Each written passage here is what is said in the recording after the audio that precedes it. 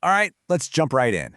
Welcome to your Capstone Explainer. We're going to take all 10 chapters of your extensive training and synthesize them into a strategic, highly actionable Monday morning cheat sheet. This is the ultimate end-of-course review for the IPv4 and IPv6 transition technologies, architecture, security, and firewall designs tutorial.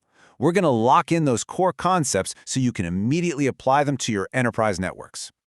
But first off, massive congratulations. Finishing this grueling 10-part tutorial from Virtualization Options LLC is a huge achievement. Look, as infrastructure and security architects, we know this stuff isn't exactly a walk in the park. But the vendor-neutral insights from this premier Colorado-based research and education group, that gives you a distinctly elite toolkit. You've tackled everything from the fundamental exhaustion principles all the way up to some seriously complex firewall designs. So honestly, take a well-deserved victory lap. You've earned it. To respect your time, we're skipping the mechanical reteaching today and diving into 5 analytical buckets. Course complete. The imperative, dual stack and tunneling, translation and IPv4 as a service, the technology comparison matrix, and finally, your closing action plan. All right, Section 1. Course complete. The imperative. Think back to chapters 1 and 2. The crucial takeaway here is that IPv4 address exhaustion isn't some hypothetical future risk. It's a concluded historical event. The IANA free pool of IPv4 addresses, it ran completely dry back in February 2011.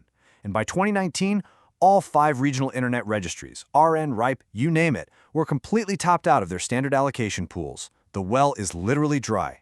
And this metric really shows where we're heading. By 2026, we're looking at about 45% of users reaching Google services over IPv6.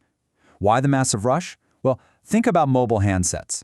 That device explosion made IPv4 totally unsustainable for carriers.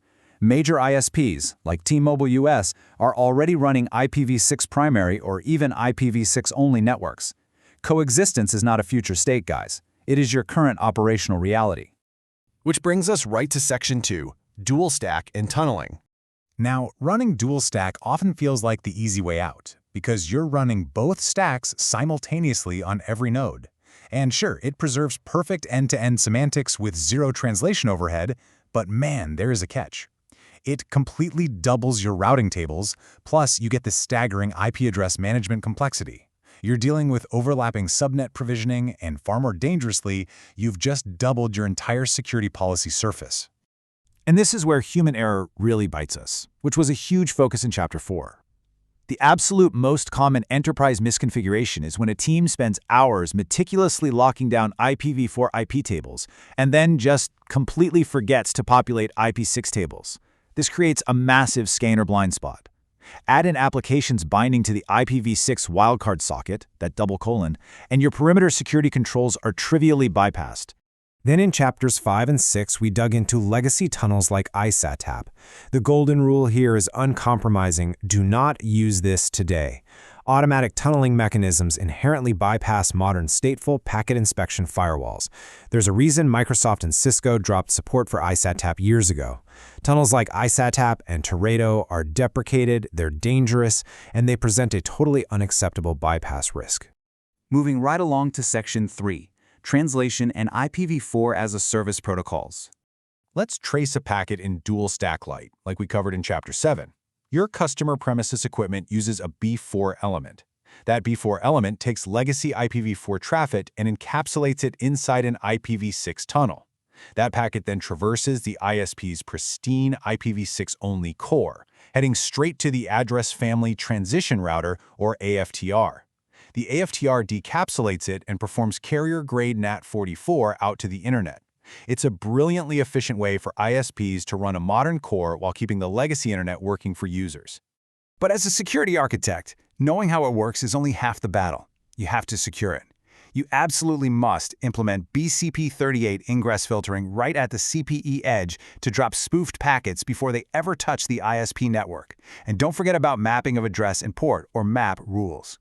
Those contain deeply specific subscriber parameters. Treat that stuff as highly sensitive data under GDPR or CCPA. And here we are at Section 4, the Technology Comparison Matrix. Take a screenshot of this right now. Seriously, this is the crown jewel of Chapter 9. Look specifically at the firewall bypass risk column. Teredo and 6to4 sit right at the top with very high bypass risk because they're stateless, unauthenticated, and totally deprecated. But contrast that with SIIT or NAT64 at the bottom. Since they use proper stateful tracking, the bypass risk drops significantly. This is your definitive cheat sheet for architecture design.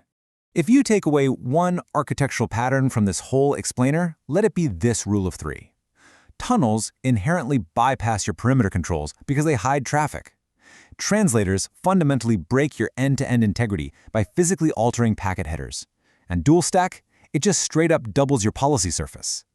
Every single choice carries a distinct, unavoidable trade-off. Which brings us to our final section, your closing action plan.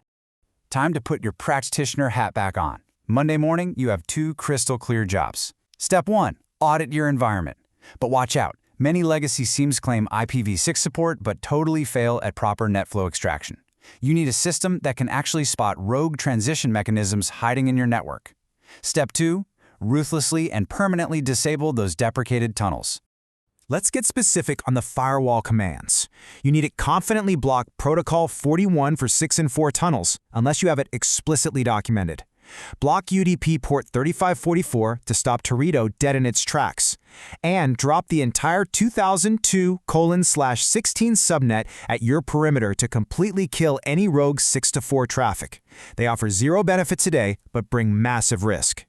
And finally, keep these RFCs bookmarked. RFC 4890 is absolutely non-negotiable. ICMPv6 runs basic network functions, so you can't just block it all like you did with IPv4. RFC 6105 gives you RA Guard to stop rogue routers. These documents ensure your defenses aren't just guesses, but operationally airtight, standards-based policies. You've got the foundational knowledge, the comparison matrix, and the action plan from Virtualization Options LLC. But as you log into your enterprise network tomorrow morning, I want to leave you with this one critical question. Is your IPv6 perimeter truly secure, or is it just silently exposed? Until next time, happy architecting.